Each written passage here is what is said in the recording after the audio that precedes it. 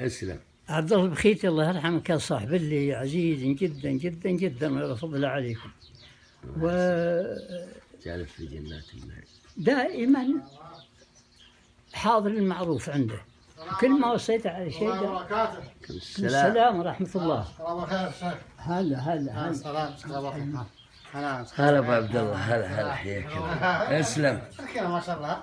لما توفي الله يرحمه بعد وفاته بحوالي شهر، كان في حياته بابه مفتوح قبل، تلقى مطابج التمر أشكال والوان، تلقى ترامس القهوة اللي مبهرت بهيل واللي مبهرت بمسمار واللي مبهرت بزعفران، وبرقان الحليب والشاهي. الله يرحمه. والفطور الفول والنواشف، والغداء صحنين، صحن لحم وصحن دجاج عليه لا يقل عن 30، والعشاء مثل.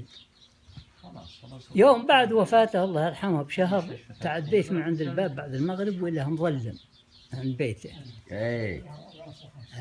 غصبا علي ذرفت عيني. الله يرحمه. قلت عزي الدار ان تبكي العز تبكيه، تبتع بيد والكرم والشهامه. طوح صوت البخيتي يناديه، ردد صداه البيت وابتع حمامه. من سمع صوتي قال مسكين وش فيه، ما يلحق اللي ما يعرفه ملامه.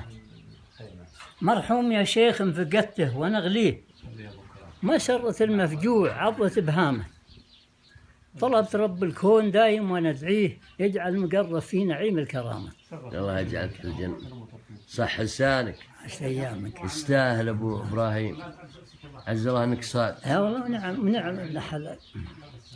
إذا وصيته على شيء مرة أزهله مرة أرقد. يا مال الجنة. أوصيه على مرة صيع أو على جريش واللي دريت إلا 4 حافظات 5 حافظات. عز الله أنك كريم. الله يجعلك في الجنة.